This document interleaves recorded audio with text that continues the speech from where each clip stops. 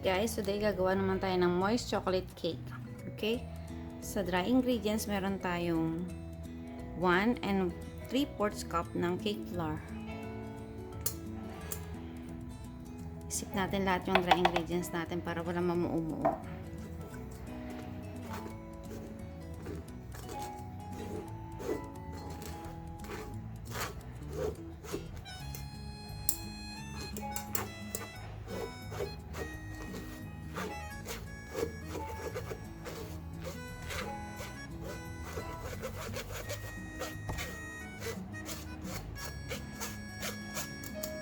Sunod natin ang ating sugar. I use 1.5 cups of sugar.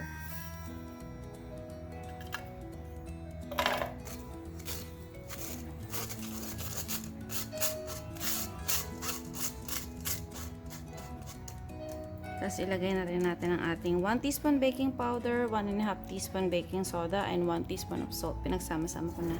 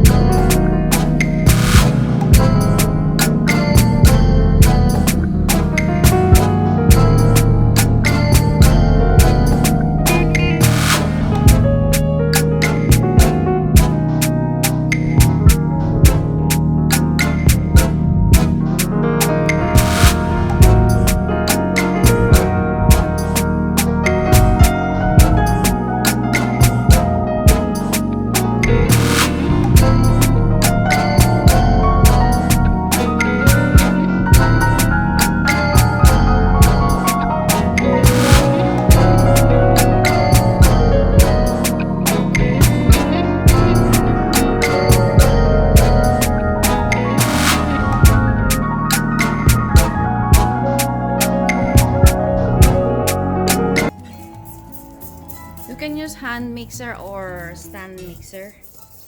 Pero ako less na lang na gawain. Ako na lang naghalo. Kasama ko na rin ang ating 2 eggs.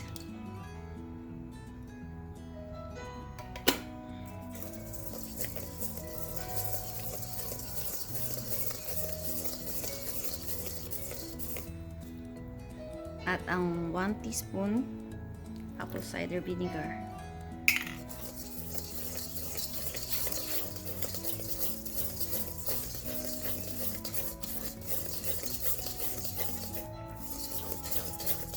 Just mix well.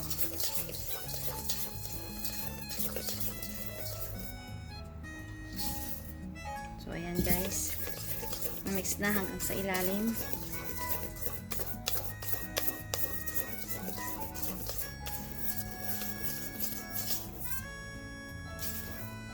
So, malabnaw lang talaga ang ating butter. Ayan, meron pa ako nakukuha mga powder sa ilalim.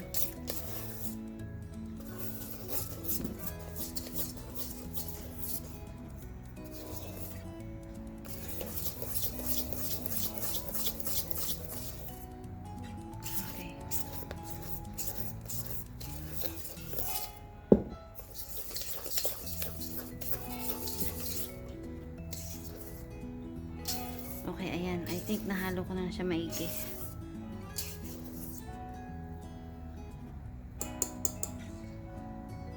So, ayan guys. I have 3 6 inches 6 by 3 baking pan.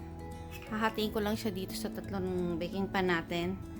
At pinainit ko na rin ng aking oven ng 350 degrees. So, hatiin ko muna ang ating butter. Okay, ayan guys, nahati ko na sa tatlong ating butter. Same size sila at tinimbang ko na rin sila. Meron silang 425 grams each. So, pantay-pantay talaga ang hati na ginawa ko sa kanilang tatlo. And by the way, yung ating pan, nilagyan ko siya ng parchment paper sa ilalim. In-sprayan ko rin siya ng baking spray para hindi dumikit ang ating cake mamaya pag aalisin na natin.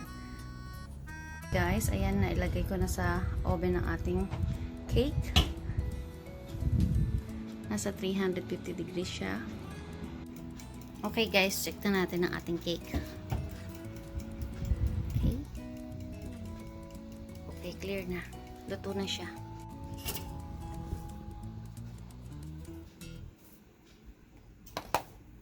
So, ayan guys, inilabas ko na siya sa oven at luto na ang ating cake. Papalamigin ko lang siya ng konti. Mga 10 minutes. Okay? Balikan natin sila. So, okay guys, natanggal ko na siya sa baking pan. Ayan ang ating cake. Umubok siya ng konti.